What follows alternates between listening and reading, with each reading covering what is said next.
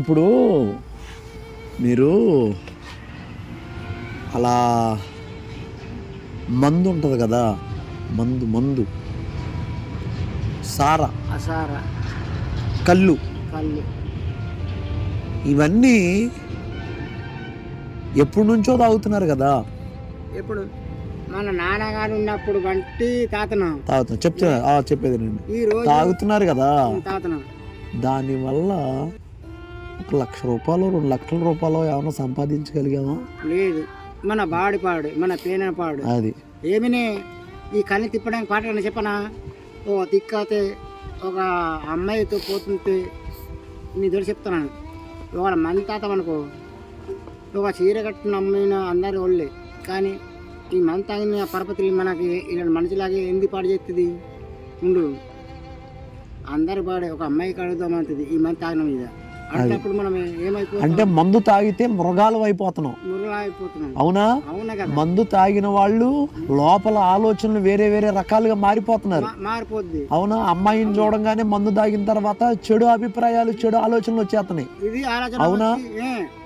ఒక అమ్మాయి కండుతామనంతది మంది తాతే, అది ఆ ఏదో మందు తాగితే మన చెడుకొస్తుంది, అది మంచి కూడా పాడు చేసింది. అది అలాగా మీరు ఆ రోజు మా పార్టీ గారు చెప్పినప్పుడు నేను అలాగా కొన్ని రోజులు కొద్దిగా అమ్మాయిలా తడిమిని అందు గురించి ఆ రోజు మా పార్టీ గారు నువ్వు వచ్చి మనకు చెప్పినావంటి అలాగా అందు గురించి నేను తగ్గించాను.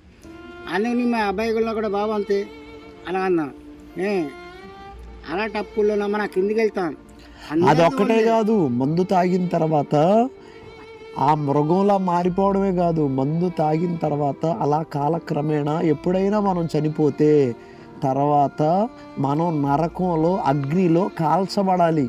ఆ అగ్నిగుండంలో యుగ యుగాలు మన శరీరం, మన కళ్ళు, మన ముక్కు, మన నోరు, మన చెవులు, మన చేతులు, మన కాళ్ళు అన్నీ కాలుతా ఉంటాయి, కాలిపోతూ ఉంటాయి.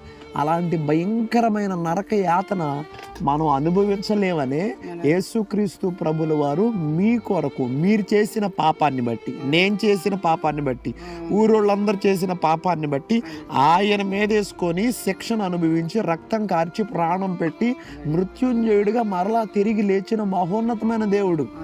ఆయన ఏమంటున్నాడు? నా ద్వారానే తప్ప పరలోక రాజ్యానికి, నా ద్వారా కాకోకుండా ఇక ఎవరి ద్వారాను పరలోక రాజ్యానికి చేరలేం. ఇప్పుడు ఈ మందుతోనే మీరు అలా తాగుతూ చనిపోయారు అనుకోండి, తర్వాత మనకి జీవితం అనేది అగ్నిగుండంలో గడపాలి. అవసరమా?